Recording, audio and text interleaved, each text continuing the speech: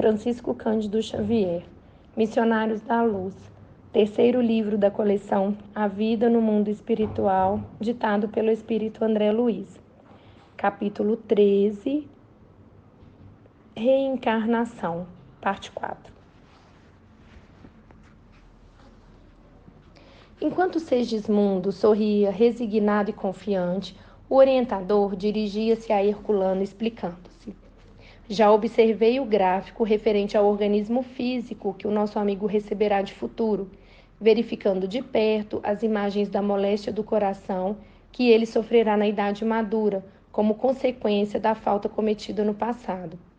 Segismundo experimentará grandes perturbações dos nervos cardíacos, mormente os nervos do tônus. Entretanto, e nesse momento, concentrou toda a sua atenção ao interessado.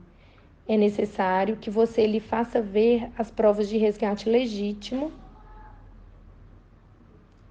É necessário que você lhe faça ver que as provas de resgate legítimo inclinam a alma encarnada a situações periclitantes e difíceis na recapitulação das experiências. Todavia, não obrigam a novas quedas espirituais, quando dispomos de verdadeira boa vontade no trabalho de elevação. O aprendiz aplicado pode ganhar muito tempo e conquistar imensos valores se de fato procura conhecer as lições e pô-las em prática. A justiça divina nunca foi exercida sem amor. E quando a fidelidade sincera ao Senhor permanece viva no coração dos homens, há sempre lugar para o acréscimo de misericórdia a que se referia Jesus em seu apostolado. Em seguida, convidando-me a acompanhá-lo, Alexandre despediu-se dos demais, frisando: voltaremos a vê-los no dia da ligação inicial de Segismundo com a matéria física.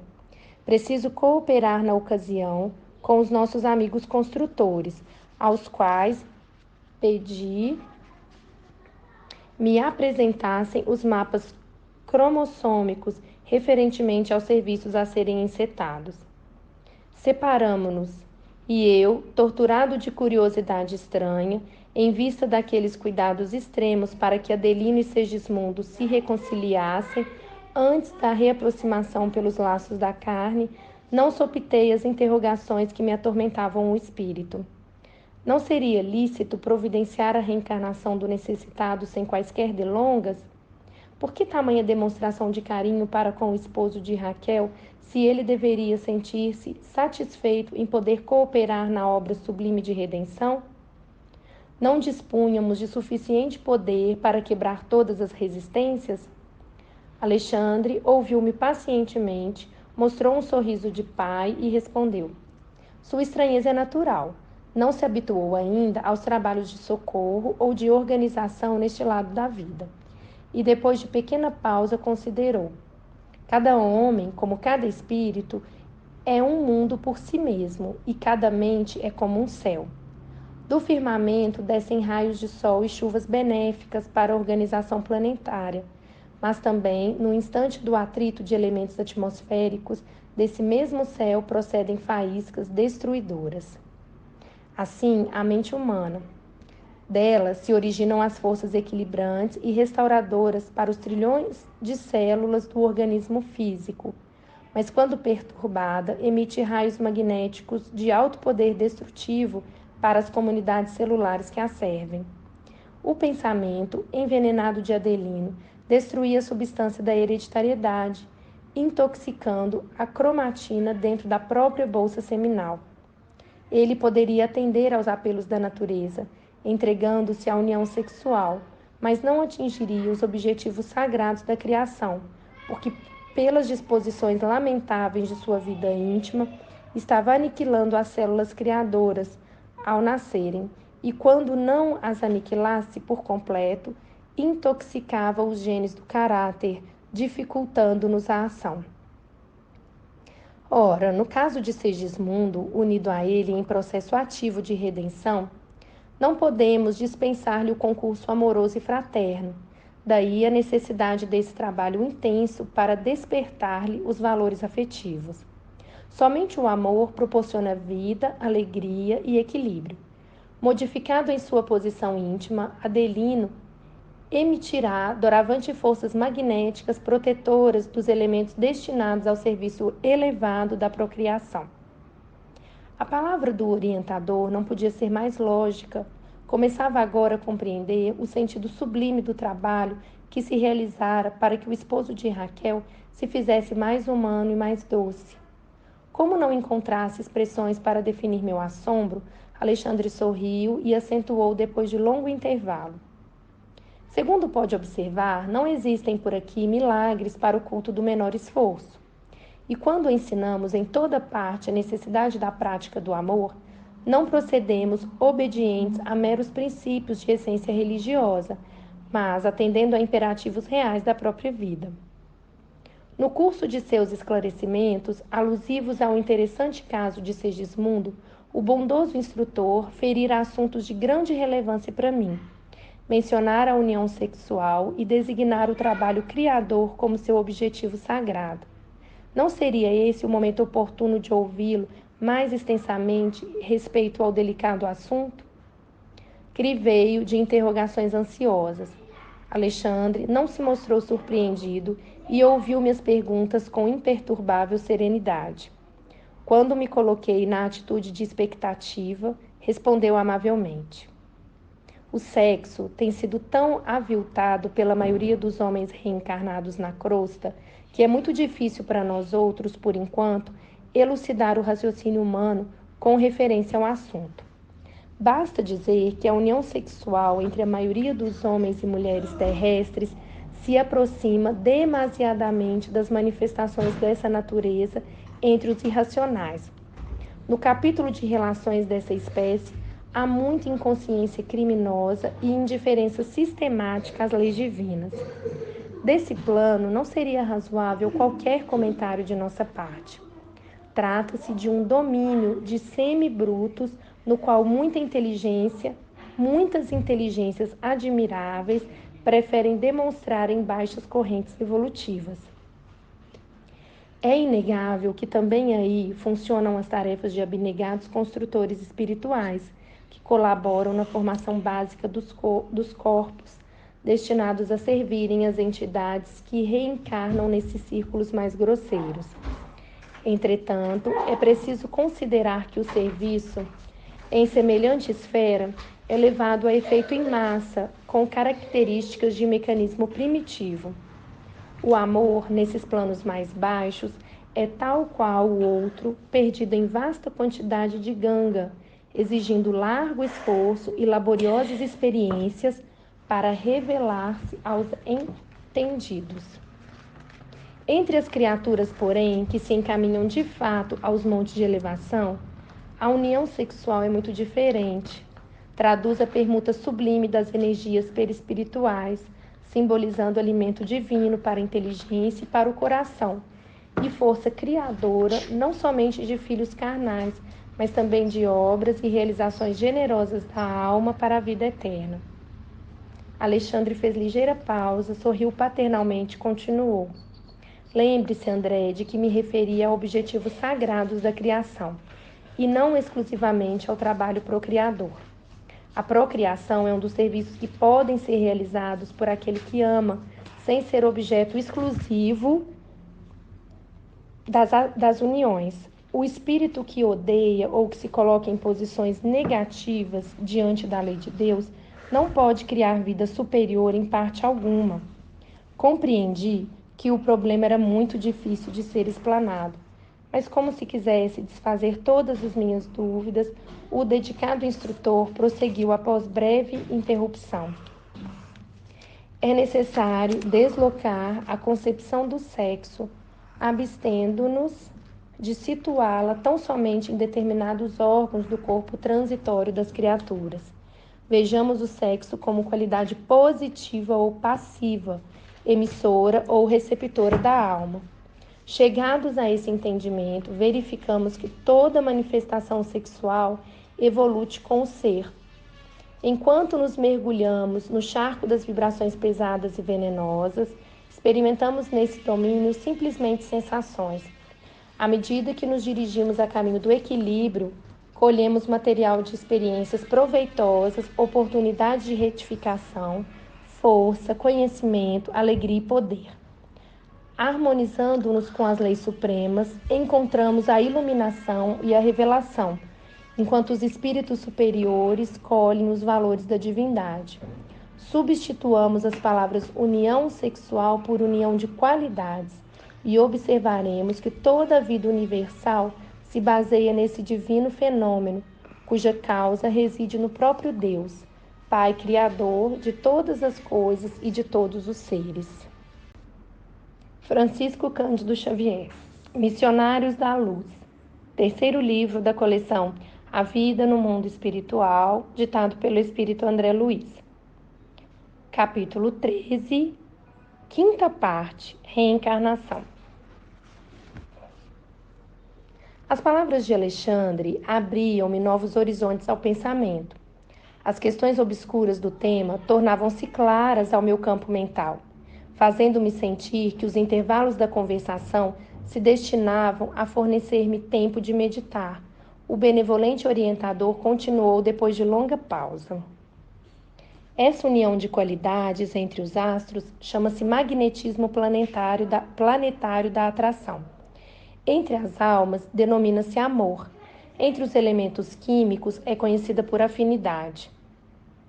Não seria possível, portanto, reduzir semelhante fundamento da vida universal, circunscrevendo-o a meras atividades de certos órgãos do aparelho físico.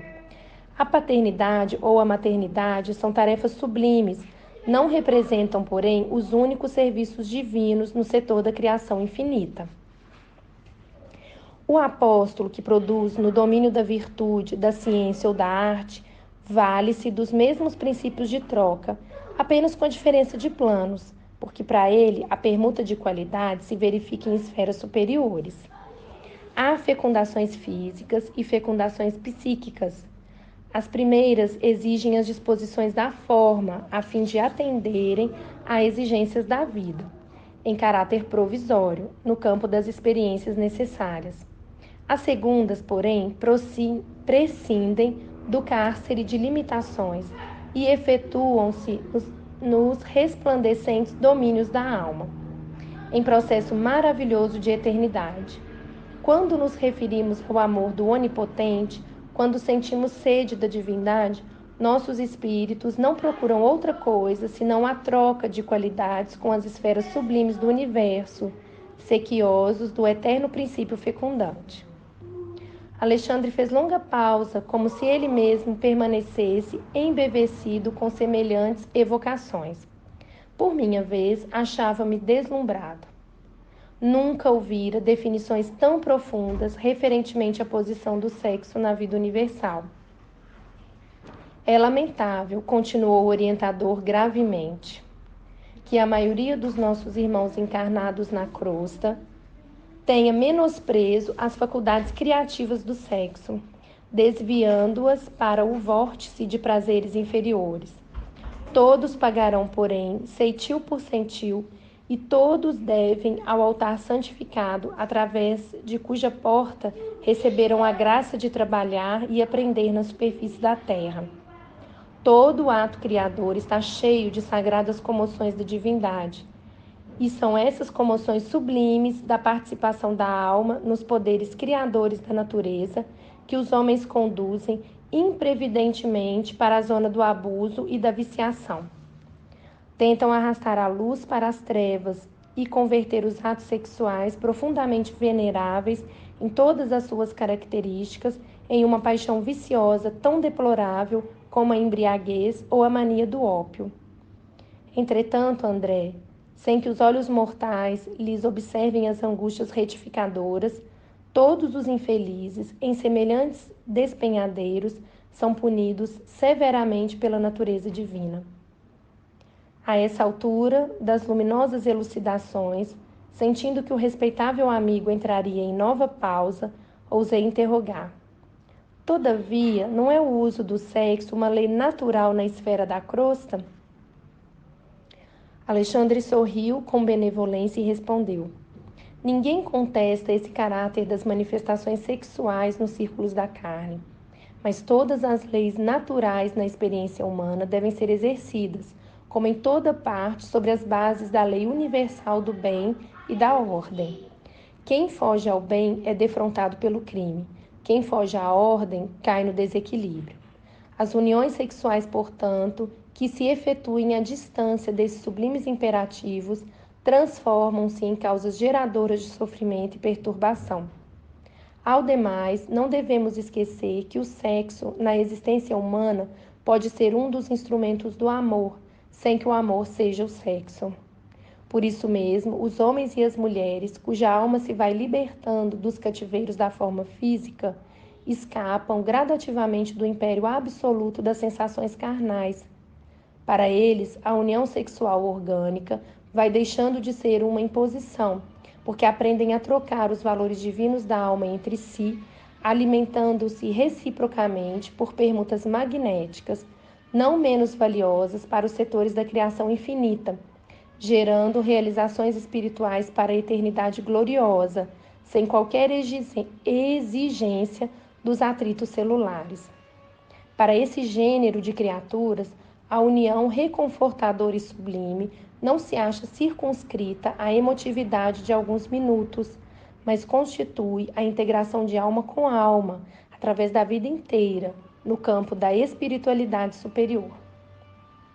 Diante dos fenômenos da presença física, bastam-lhes, na maioria das vezes, o olhar, a palavra, o simples gesto de carinho e compreensão, para que recebam o magnetismo criador do coração amado, impregnando-se de força e estímulo para as mais difíceis edificações. Imprimiu Alexandre pequeno intervalo à palestra e, em seguida, abanando a cabeça significativamente, observou: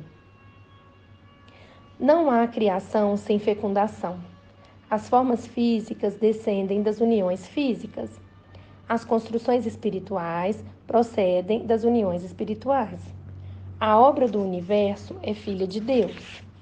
O sexo, portanto, como qualidade positiva ou passiva dos princípios e dos seres, é manifestação cósmica em todos os círculos evolutivos, até que venhamos a atingir o campo da harmonia perfeita, onde essas qualidades se equilibram no seio da divindade.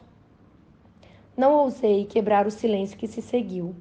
O venerando instrutor, engolfado em profundos pensamentos, não mais voltou ao assunto, compelindo-me talvez a meditações mais edificantes. Esperei ansioso o instante de tornar as observações do caso Segismundo. O estudo que encetara era verdadeiramente fascinador.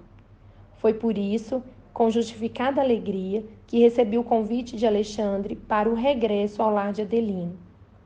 O bondoso orientador alegava que era preciso visitar o casal e o amigo em processo reencarnacionista, na véspera da primeira ligação com a matéria orgânica. Chegamos à moradia nossa conhecida. Encontramos Herculano e Segismundo em companhia de outras entidades. Alexandre informou-me tratar-se de espíritos construtores que iam cooperar na formação fetal do nosso amigo. Como da outra vez, banhava-se o ninho doméstico na luz crepuscular, mantendo-se a pequena família no mesmo ato de afeição. Adelino, porém, demonstrava diferente posição espiritual. Cercava o claro ambiente de otimismo, delicadeza e alegria. Meu amável instrutor, muito satisfeito com a nova situação, passou a examinar os mapas cromossômicos com a assistência dos construtores presentes. Em vão, procurava compreender aqueles caracteres singulares, semelhantes a pequeninos arabescos, francamente indecifráveis ao meu olhar. Alexandre, porém, sempre gentil e benevolente, acentuou: este não é um estudo que você possa entender por enquanto. Estou examinando a geografia dos genes nas estrias cromossômicas. Cromossômicas refere-se aos cromossomos, cujo constituinte fundamental é o DNA, estrutura responsável pela transmissão das características hereditárias dos seres vivos. A fim de certificar-me até que ponto poderemos colaborar em favor de nosso amigo Segismundo, com recursos magnéticos para a organização das propriedades hereditárias. Conformei-me e passei a observar Segismundo, que parecia extenuado, abatido. Não conseguia manter-se sentado. Assistido pela dedicação de Herculano, conversava dificilmente conosco, estirado em uma cama em grande prostração. Demonstrava-se satisfeito com a minha simpatia fraternal, e enquanto os demais lhe estudavam a situação, entretive com ele conversação rápida que me deu a conhecer mais uma vez a penosa impressão dos que se encontram no limiar de nova experiência terrestre.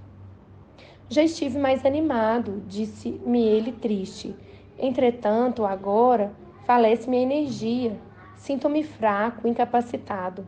Enquanto lutava por obter a transformação de meu futuro pai, experimentava mais confiança e serenidade. Agora, porém, que consegui a dádiva do retorno à luta, tenho receio de novos fracassos.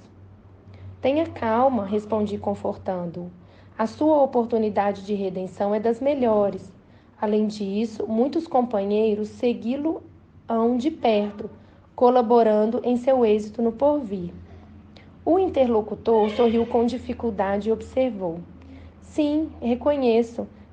Dentre todos os irmãos que me assistem agora, Herculano me acompanhará com desvelo e constância.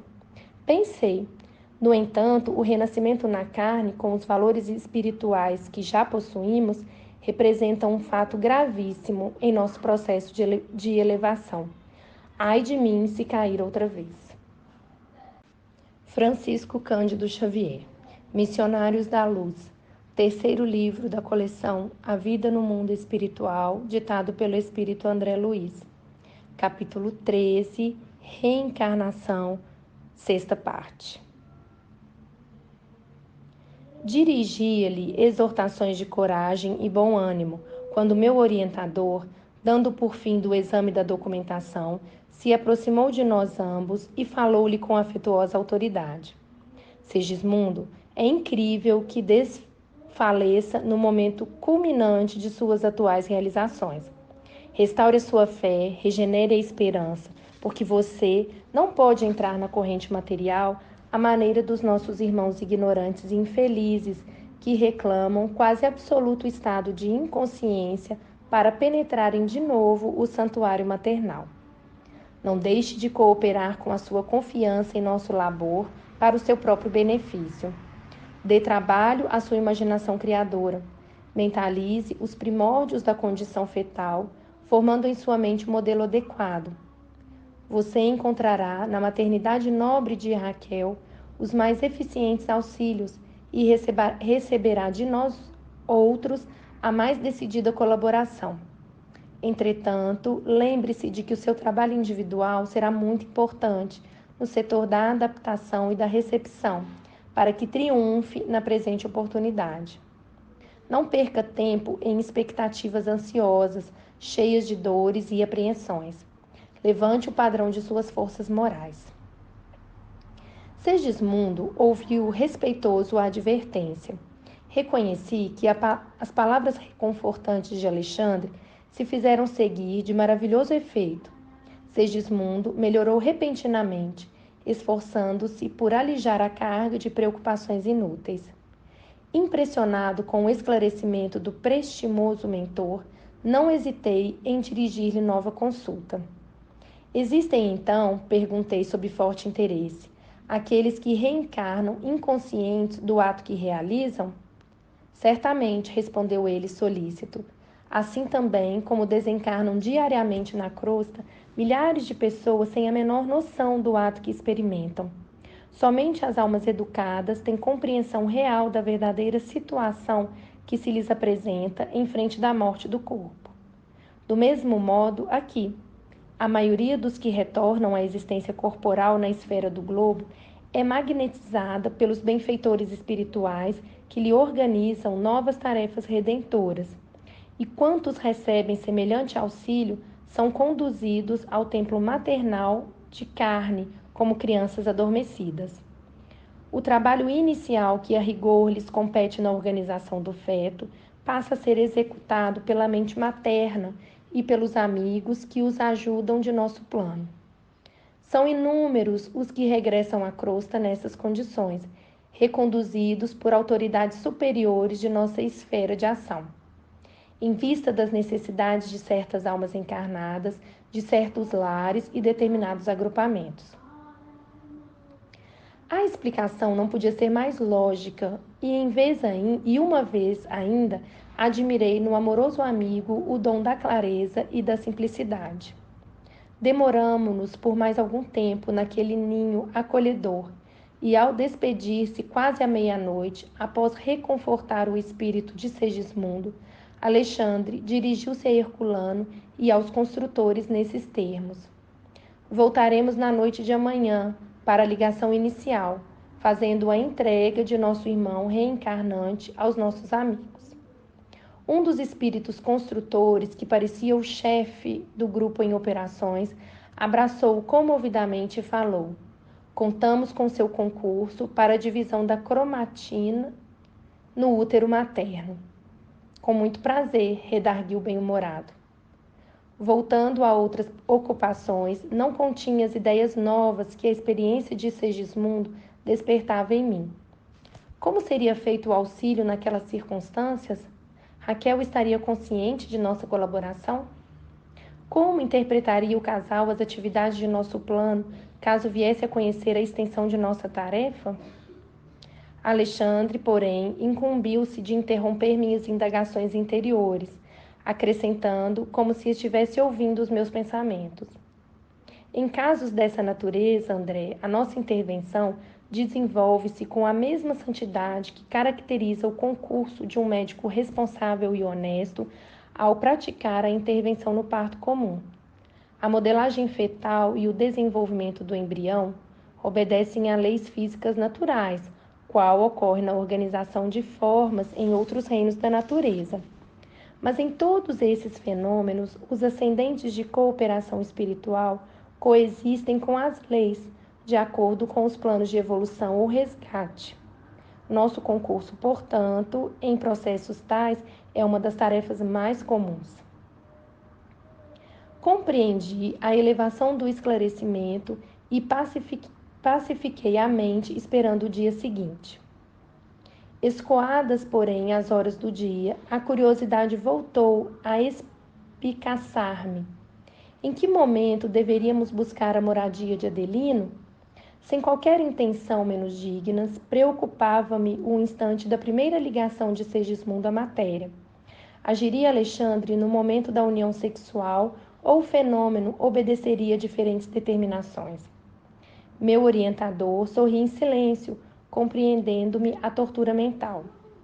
As horas sucediam-se umas às outras e, observando minha impaciência, Alexandre esclareceu-me bondoso: não é necessária a nossa presença ao ato de união celular. Semelhantes momentos do tálamo conjugal são sublimes e invioláveis nos lares em bases retas. Você sabe que a fecundação do óvulo materno somente se verifica algumas horas depois da união genesíaca. O elemento masculino deve fazer extensa viagem antes de atingir o seu objetivo. E sorrindo acrescentou: temos tempo. Compreendi a delicadeza dos esclarecimentos e, sequioso de informações referentes ao assunto, interroguei: com relação às uniões sexuais, de acordo com o seu parecer, todas elas são invioláveis? Isso não, aduziu o instrutor atencioso. Você não deve esquecer que aludi aos lares em bases retas. Todos os encarnados que edificam o ninho conjugal sobre a retidão conquistam a presença de testemunhas respeitosas que lhes garantem a privatividade dos atos mais íntimos, consolidando-lhes as fronteiras vibratórias e defendendo-as contra as forças menos dignas, tomando por base de seus trabalhos os pensamentos elevados que encontram no ambiente doméstico dos amigos. Não ocorre o mesmo, entretanto, nas moradias cujos proprietários escolhem baixas testemunhas espirituais, buscando-as em zonas inferiores. A esposa infiel aos princípios nobres da vida em comum e o esposo que põe sua casa em ligação com o meretrício não devem esperar que seus atos afetivos permaneçam coroados de veneração e santidade. Suas relações mais íntimas são objeto de participação das desvairadas testemunhas que escolheram. Tornam-se vítimas inconscientes de grupos perversos que lhes partilham as emoções de natureza fisiológica, induzindo-as à mais dolorosa viciação. Ainda que esses cônjuges infelizes estejam temporariamente catalogados no pináculo das posições sociais humanas, não poderão trair a miserável condição interior, sequiosos que vivem de prazeres criminosos, dominados de estranha e incoercível volúpia. A resposta impressionante de Alexandre surpreendeu-me. Compreendi com mais intensidade que cada um de nós permanece com a própria escolha de situação em todos os lugares. Todavia, nova questão surgia-me no cérebro e procurei movimentá-la para melhor aclarar o raciocínio. Entendo a magnitude de suas elucidações, afirmei respeitoso. Entretanto, considerando o perigo de certas atitudes inferiores dos que assumem o compromisso da fundação de um lar, que condição, por exemplo, é a da esposa fiel e devotada ante um marido desleal e aventureiro no campo sexual? Permanecerá a mulher nobre e santa à mercê das criminosas testemunhas que o homem escolheu? Não, disse ele veemente. O mal não pode perturbar o que é genuinamente bom. Em casos dessa espécie, a esposa garantirá o ambiente doméstico, embora isso lhe custe as mais difíceis abnegações e pesados sacrifícios. Os atos que lhe exijam a presença enobrecedora são sagrados, ainda que o companheiro na vida comum se tenha colocado em nível inferior aos brutos. Em situações como essa, no entanto, o marido, imprevidente, torna-se paulatinamente cego à virtude e converte-se por vezes no escravo integral das entidades perversas que tomou por testemunhas habituais, presentes em todos os seus caminhos e atividades fora do santuário da família. Chegado a esse ponto, é muito difícil impedir-lhes a queda nos desfiladeiros fatais do crime e das trevas. Oh, meu Deus! Exclamei. Quanto trabalho esperando o concurso das almas corajosas! Quanta ignorância a ser vencida! Você diz bem, acrescentou o orientador gravemente. Porque, de fato, a maioria das tragédias conjugais se transfere para além-túmulo, criando pavorosos infernos para aqueles que as viveram na crosta do mundo. É muito doloroso observar a extensão dos crimes perpetrados na existência carnal, e ai dos desprevenidos que não se esforçam a tempo no sentido de combater as paixões baixas. Angustioso lhes é aqui o despertar.